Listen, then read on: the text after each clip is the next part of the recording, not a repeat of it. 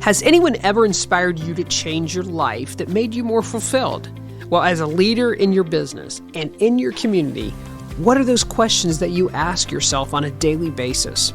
It's these questions that we explore on Inspiring Women. I am your host, Betty Collins, and I'm a certified public accountant, a business owner, and a community leader who partners with others who want to achieve remarkable results for themselves and their organizations. I am here to help inspire you to a positive step forward for a better life. So today we're in part 2 of a podcast on mentoring, whether you're the mentor or the mentee. And in our previous episode, which you should listen to, by the way, Korn and Sheryl Marrero talked about their journey as mentor and mentee. And Sheryl was the mentee, and she was in really, really bad shape as a business owner and reached out and said, I need a mentor. And she met Korn, who's a very successful businesswoman who has used common sense practices, good advisors, all that kind of stuff. And she was not in her industry. She was a little intimidated by it, but she became a great mentor because business is business. The key things about their relationship that made it successful was this. From the beginning, there was a connection. They had a great connection to the point that Sheryl, who didn't know Mary, could be transparent, be open, and then she could actually listen and, as she says, be obedient in and accountable to what Mary was telling her. Those were key elements of a good mentor relationship. They also didn't put a timetable on the relationship. They are still going along as this has played out. Other successful things about mentoring is that you see progress in some manner. It's not just getting together. It's not just coffee. It's just not talking. You're seeing success. And in the case of Sheryl and Mary, Sheryl really became a completely different person as a business owner and a person. And Mary really loved and was energized by being there with her, and they'll probably be, I would say, business friends and lifetime friends the way they are. What generally doesn't work well, though, in mentoring is if there is no connection from the beginning, if there is even a bit of tension, or you just can't really let your guard down, you know that's not the mentor for your life. You know that's not going to get you through it. If you start off anyways with that relationship and nothing progresses and everything they try to mentor you on is going against the entire grain of what you wanted to get out of this, you've got the wrong mentor. So knowing how to be a mentor and identifying things in your mentee are real important from the beginning. The connection's really important. In the case of Mary and Sheryl, there was Sheryl, who had a lot of hard work to do, was willing to be the student. That's the key. And then in the whole mentoring episode that we have, everyone needs to play the role, whether you're the mentee or the mentor, throughout your entire business career. People around you need you, and you need them. So we're going to talk a little bit more today about Sheryl, the mentee, and Mary, the mentor. Let's take a shift and go and talk about the mentoring piece. I'm going to talk to Sheryl a little bit first, and then we'll talk with Mary. But, why do you think the mentoring was so impactful, this program?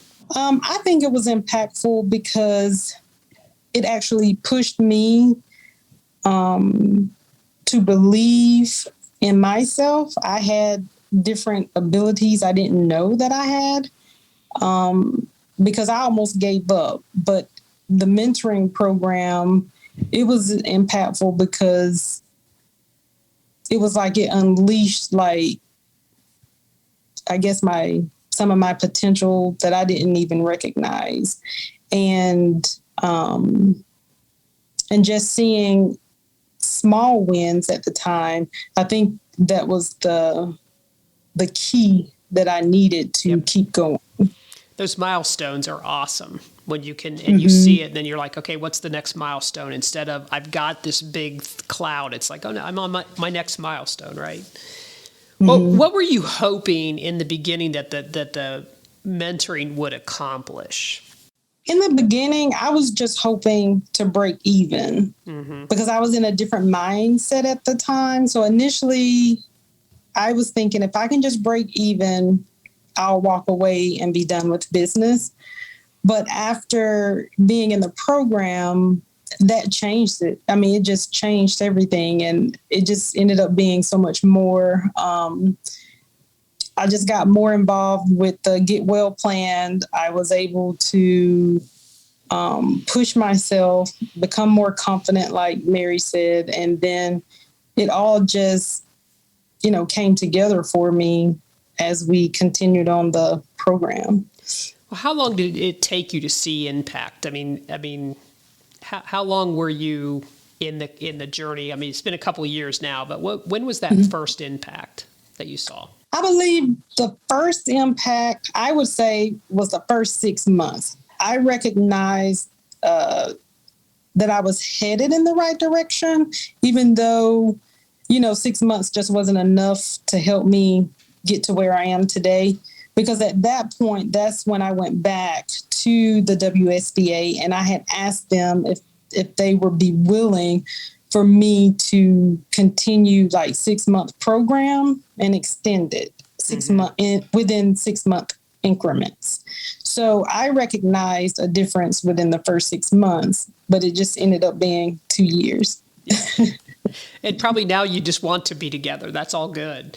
But, you had results, obviously, of paying down a lot of debt. But what other results did you see that we haven't, kind of talked about? Okay, so some of the other things I think that was very helpful for me, paying down the debt was one of them. That was the biggest issue that I had. But also just starting from scratch. I didn't have what I would consider a good foundation for my business. I mean, although I had QuickBooks, but we were doing it internally. And I learned, just like you mentioned earlier, Betty, like having the right professionals in your corner. So we had QuickBooks, but we were doing it internally. And so there was no one internally who would be considered an expert. So that's when I met Kathy, who's a professional in QuickBooks. So I ended up surrounding myself with professional people who could help me with, the foundation of my business. And by doing that, it seemed like it, had a ripple effect. So now I have bigger lines with better interest rates. Now my banker, if they ask for anything, I can provide it, with a click of a button for certain reports. And now I'm getting notified, by my banker saying, hey, we got this good promotion for business owners. Here you go. So it was just one thing after another. So I'm in a very good place, credit wise for the business. I'm also what most people say bankable. I'm bankable, but I'm just very careful. Yes. Lendable. Yes, lendable. So I'm lendable. And it's just been good. I mean, those are some of the things I can think of off the top. Having a CPA, as a resource. He works well with Kathy and, just the team together, they just help me with certain expenses and a smarter way of spending for the business and things like that. So it's helped all the way around. And it's like it came back full circle, from the financial piece of it. Well, when I hear you talk about being the mentee, I really kind of summarize it in this way. It sounds like being in this, I'm going to call it not a program, but a journey of these last couple of years. It's redefined you as a businesswoman. And I think that's just key for other people to hear, because now you can be a different businesswoman going forward as you get to keep seizing the opportunities and the dream of that because you have a lot of passion about it. So I'm going to switch over to the mentor, which of course is Mary. And, first of all, how were you guys matched? You did talk a little bit about that. And you talk a little bit about, I didn't know anything about construction, but talk a little bit more about, so other people who think they can't be a mentor because they don't know construction, how can that work? How can you be matched with someone? Sheryl, could you take a stab at that first? Because I don't know quite how they decided we should be together, but what is your perception? I think my perception of it, I know initially it was probably thought I would end up being matched with the other construction person there. But I believe they took the time to review my story, where I was. And I believe, and no one said this, but this is just my belief. I believe they knew that I needed support, how to start a business from scratch, pretty much, and to get on a financially healthy plan. And I believe they probably looked at Mary's background on what she had done with her business. I'm pretty confident that she had to grow it, to get to where she is today. And so I think she had the proper skills and characteristics to know the basics of a business, just maybe not the specialty. Right. And I think I had the specialty when it came to the construction, but I was missing everything she had, although it wasn't with construction, but I was missing everything that she had from a business standpoint on how to make it successful. And like she said, I had the number, like the revenue coming in, the top line, but the bottom line just wasn't there. Right. And I think she probably has a special skill on how to make it work for your bottom line to be profitable, probably more than she knows. And I think that's probably why they agreed to allow us to. Well, I think when we're talking to the audience about becoming a mentor, don't get wrapped up in, I can only mentor this industry, right? Because what techniques really did you kind of use, Mary, in helping her? It was just business common sense. But I mean, what did what were some of those things that you saw?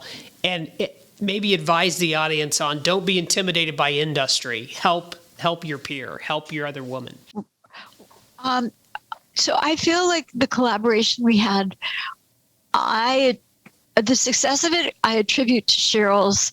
And I said this at that dinner you were at, Betty. She has resilience because there are so many people who dream of having businesses and then they stumble and they fall and they don't pick themselves up again.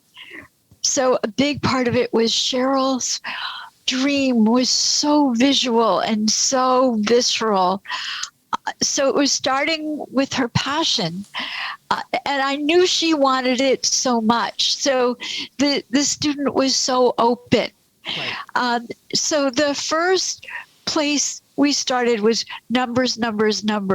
What are we going to do to pay back your debt? What are we going to do to build this business? And how are we going to more intelligently pick business that has both bottom and top line viable revenues? And by the way, to Sheryl's credit, she did all of this fixing and wellness plan while she was working full time. And I thought that was just remarkable. So really the technique, you saw the resilience, you saw the characteristics, and you took your common sense and applied it. Right. And so the mentor-mentee relationship works when those things are there, right? Because if she didn't have the resilience and it would have been the same conversation over and over, then it would have been, I'm kind of done mentoring but I like your whole thing that the teacher will come when the student is ready. Is that how you said it? Okay. What do you feel, though, as the mentor that you learned from Sheryl? Because, you're very successful. You've been there. You've done that. You've had your roller coaster ride. You're probably still going to have some. What did you learn from her? So Brene Brown has written all these books on being vulnerable. Yeah.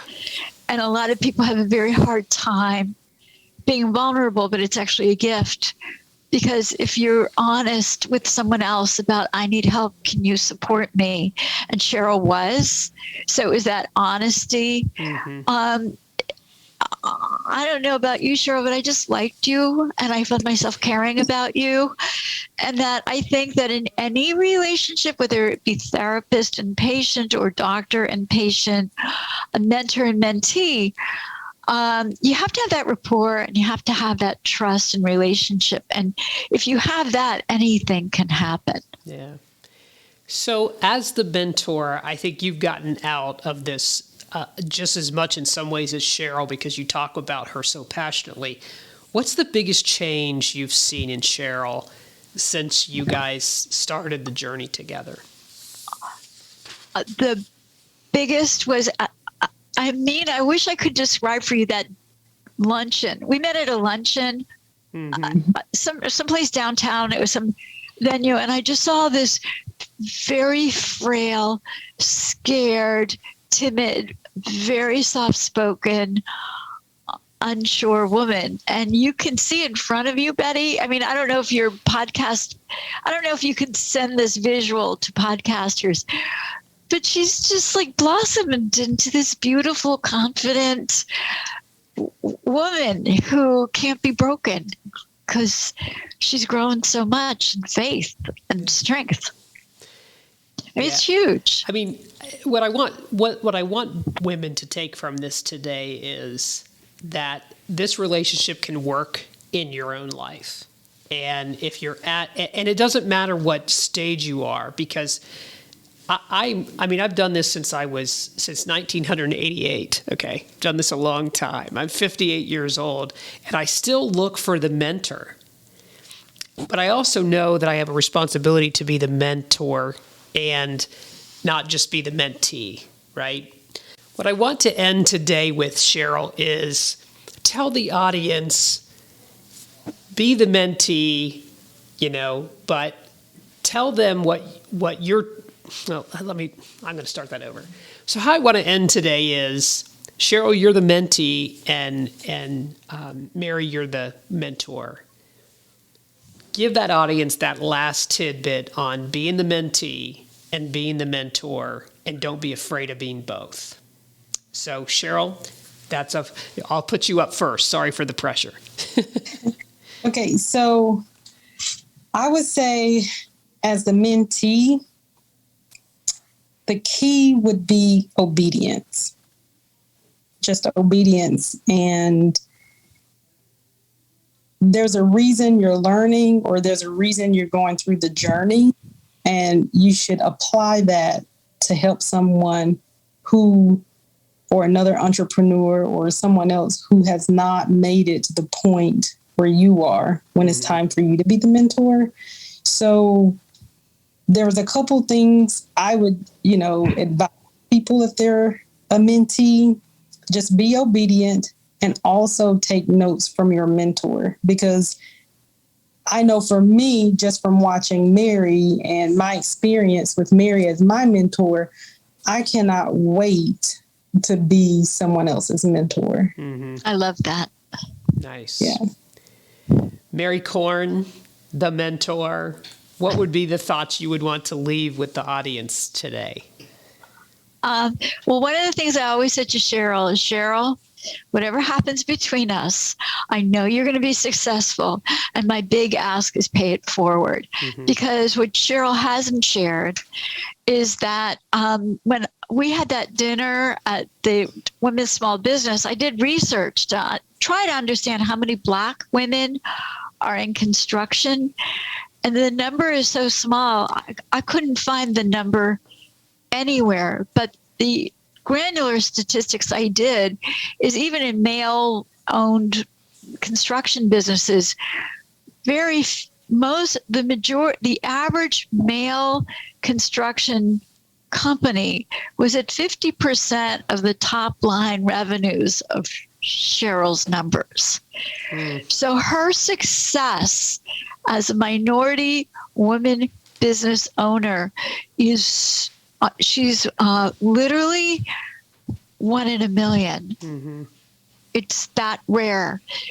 So my big ask of Sheryl is pass it forward.